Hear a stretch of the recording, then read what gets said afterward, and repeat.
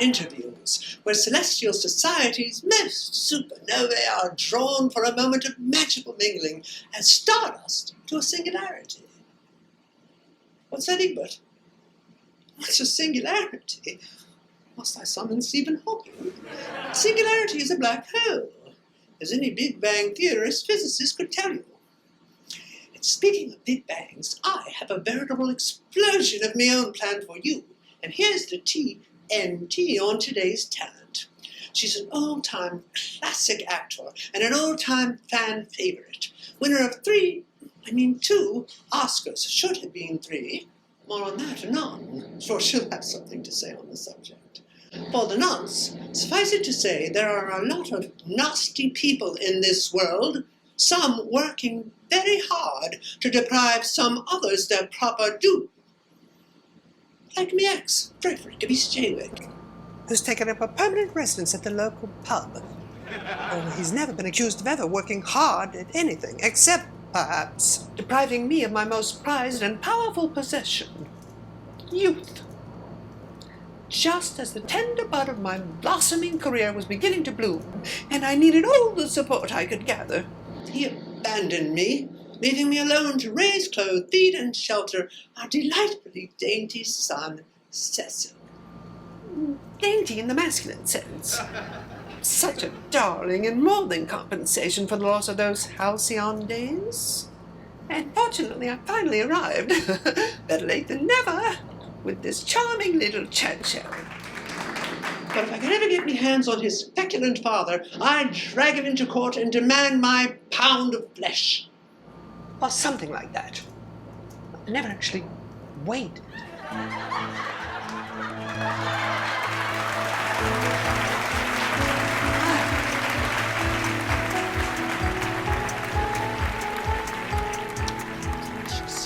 Today's guest would never have allowed her career to be waylaid.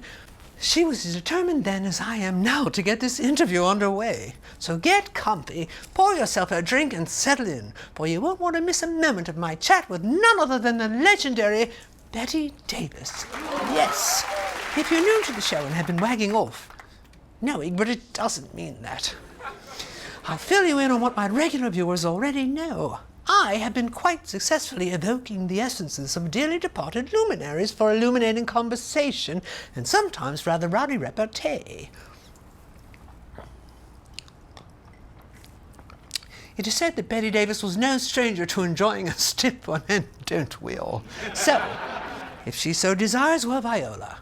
Though Katharine Hepburn claims spirits don't consume, Divine certainly did, so I'm prepared for anything. Alors, let us begin the conjuring. Just one more. To pump up my paranormal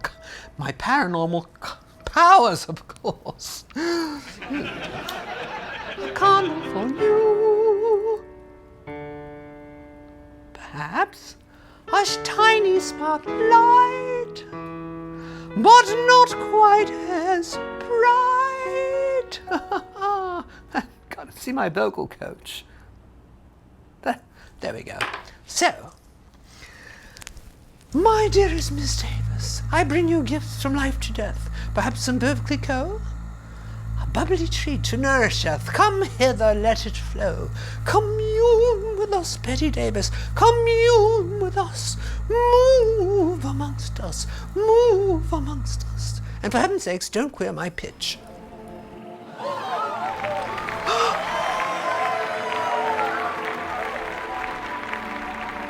My goodness, still smoking. Seems you spirits do all sorts of things. I am Lady Mary Pozah, and I've summoned you here for a chin-wag on my little chat show. I'd love to kiss you, but I just washed my hair. Oh, I love that one. And so often imitated, you must be aware of how many mimic you. You're rather a favorite of impersonators, especially among gay men. A more artistic, appreciative group of people for the arts does not exist. Here's how they do it. Peter. All you have to do. What a Dump was my favorite. Oh my God, yes, What a Dump. From Beyond the Forest. And in the film, this is all I do. I just dust a table and then say, what a dump. I did nothing with it until Mr. Albee wrote Virginia Woolf, and Miss Taylor did it brilliantly. Yes, she did. When I did my show that I toured all over the world, I'd open up with, what a dump. But now I said, what a dump. I imitated the imitators. Were you never offended by the sometimes silly send-ups? Doesn't matter. Until you're impersonated, there's nothing about you that's different.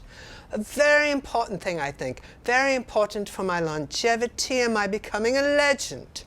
I think caricatures were a big help. And criticism. Vraiment? Pourquoi criticism? If you are never criticized, if everybody says, that's a very nice actress, you have had it. You must have pros and you must have cons. And heaven knows I had a lot of cons, there's no question.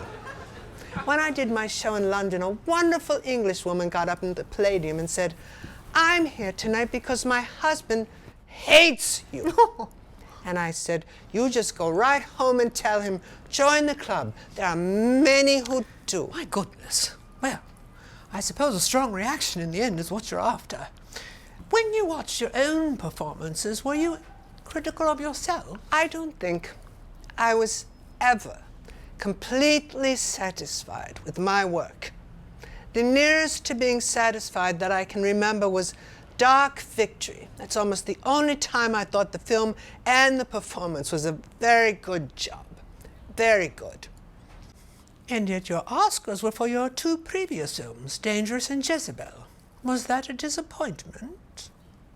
I have never not been honored or thrilled to receive an award. Don't you think you should have won for Whatever Happened to Baby Jane? Yes, I do. I just felt badly. Thought I should have had it. In all due honesty, I should have had it.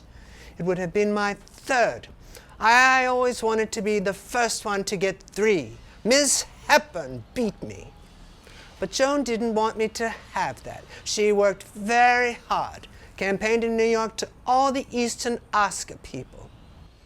She was a real bitch. Well, now, one shouldn't speak ill of the dead. Really? One should never say bad things about the dead? One should only say good? All right, Joan Crawford is dead. Good. Well, excluding Joan, I believe you were emulated by a great many actresses. Well, maybe. You were indeed a true force. What is it that motivated you, kept you going so strong? Really and truly, what sustained me was work. No question. How lovely to have so enjoyed one's profession. I know I adore putting on a little makeup now and then. The lightest touch, of course. When I was on the set working, I loved it, but I did not get up and jump with joy at 6 o'clock in the morning for the makeup man. My goodness, my clock doesn't even have a 6 a.m. My day begins at noon. I wouldn't even turn on my phone till after I put on the kettle. Then you're not cut out for film. Well, perhaps not in the olden days. If it weren't for the hours, I think it'd be fun. I don't think that making films was fun. Fun was the enjoyment of giving a performance, but the actual doing of it was never fun. How unfortunate for you. But suppose I did want to become a movie actor. How would you advise me? If you have to come to me for advice, I would say, don't try it. You have to have that much determination yourself. I mean, I never went around saying, do you think I should do this? No. No. What about after work? Relationships? Was there any time for love?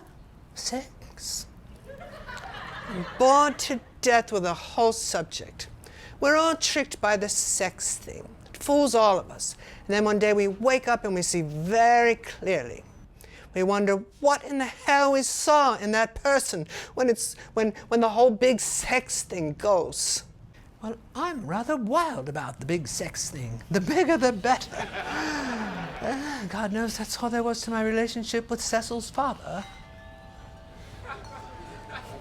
There must be an intellectual level. I think the most important thing of all is communicating. Separate bedrooms and separate bath. That gives you a chance, I think. Sharing one bathroom is hopeless. Men take longer in the bathroom than women. My son took forever. I don't quite know what he did in there beyond shaving. My son's the very same. Always came out smelling of Jergens. Goodness, I've been so rude. Would you care for a glass of champagne? There comes a time in every woman's afterlife when the only thing that could help is a glass of champagne. Unfortunately, I can no longer drink. Quel fromage! But you certainly can smoke. Never seem to have done much harm. Well, if you discount the stroke and the cancer, might I ask, however, did you get started in pictures? Well, I auditioned.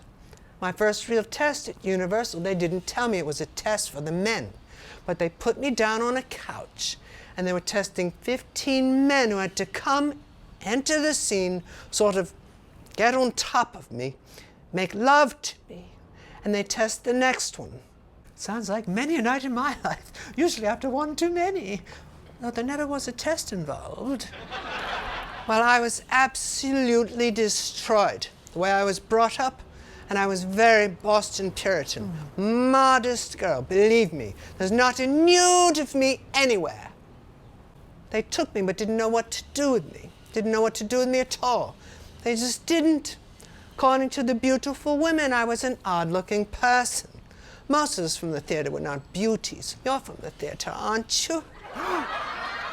They all said, what man would want her at the end of the picture? It's true. They called me the Little Brown Wren. They even wanted to rename me Bettina Dawes. And to be a little vulgar with your ladyship, I said, I refuse to be called between the drawers all my life. Très drôle. Though it's rather tame compared to some of the things I've been called. Finally, they found out the best way for you to wear your hair. They put a makeup on you that does the best for you. It was just a slow process of getting to look on the screen what you really thought you looked like in life. I thought I was fairly attractive till I got to Hollywood. Then I didn't for very long. Well, they did get it right, and you did catch on like wildfire. Nobody could escape me. I did 8 or 10 pictures a year. And you thrilled throngs of fanatical fans. You were absolutely worshipped. True Hollywood royalty. The only royalty America has ever had are the actors in Hollywood. Do you fancy yourself equal to the Queen? No, not at all. By royalty, I mean to look up to dream about, to want to copy and be like. I suppose the closest anyone from Hollywood has gotten to true royalty, with the exception of Princess Grace, of course, would be Ronald Reagan. Little Ronnie Reagan. I had 2 scenes with him in Dark Victory. He was my young beau. Well, in all honesty, he did not make a great mark as an actor. No, he was just a nice little contract player, you know. One does sit around and say, anything can happen in America. There's no question about it. It's marvelous. Anything has happened in America, though I'm not sure how marvelous. Were you ever forced to do a film you didn't want to do? Well, the first 2 years, every one I didn't want to do. Oh, yes. Parachute jumper, housewife, Bureau of Missing Persons. I don't remember any of they those. don't put those on television, thank God. They were what they called the B pictures in those days. But I did learn my craft. Well, when you left Warner Brothers after 18 years and your own child, the infamous BD, was only 2 years old. BD. BD. The love of my life. I respected her, admired her, adored her. Then she was born again and wrote that very unchristian tell-all, which was all lies. Never spoke with her again. Never. She was the love of my life.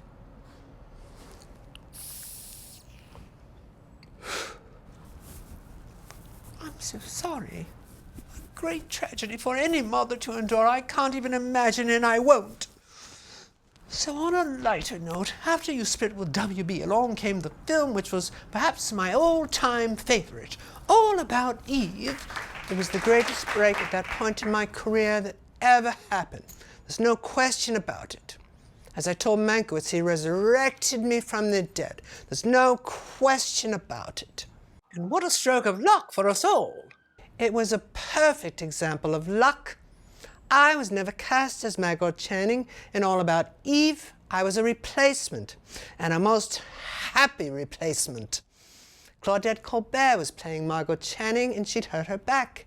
And they had to be in San Francisco in the Current Theater. They had it for just 1 week, the following week. So they could not wait for her to get well. So in desperation, they sent me the script. And the rest is histoire. Did you identify with Margot Channing?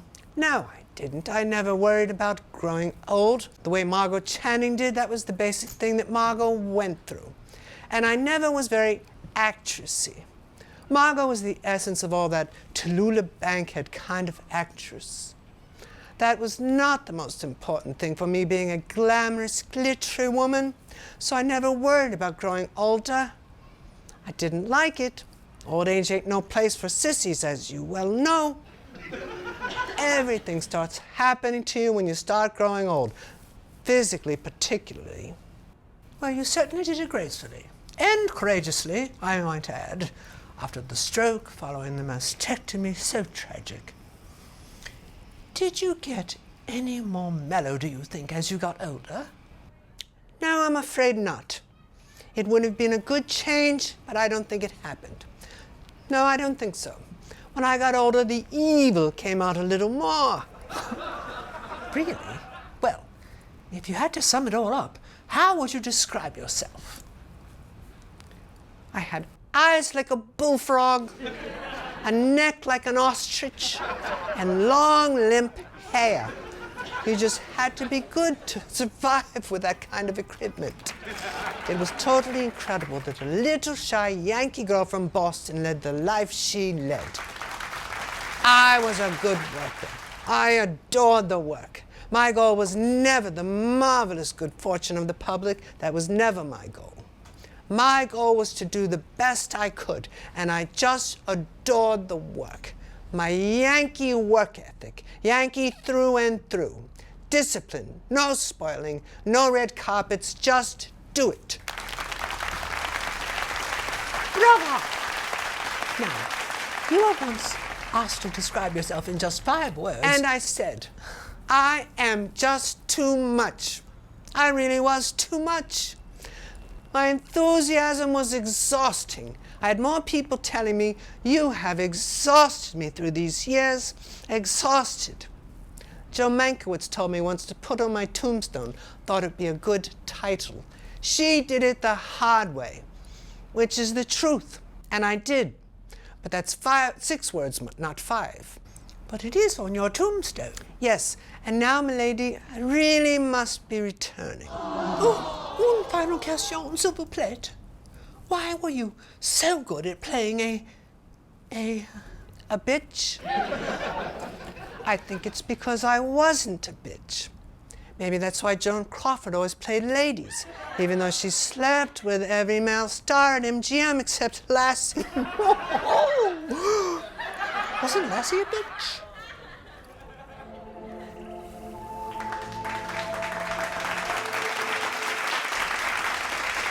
What a thrill to have shared this time with such a living legend. Well, formerly living. Such a stellar and refined guest. No tiffs, no unkind words, all class. Of course, she does go on a bit, doesn't she? Hard to get a word in sometimes. But I suppose that's the kind of overbearing personality one needs to achieve what she achieved. That's why I'm so happy I have me own little chat show, a kinder, gentler niche for me more sensitive talents, n'est-ce pas? Bette Davis once said, between the sugar and the vinegar, I'd be the vinegar. Well, if she's the vinegar, I'm the sugar. She the tart, I the sucking candy. Well, I hope you enjoyed today's celebrity seance as much as moi, and won't forget to join me again next week for yet another extraordinary encounter with heaven only knows who. Until then, I remain the very suckable Lady Mary Pozah, and this has been Famous Interviews.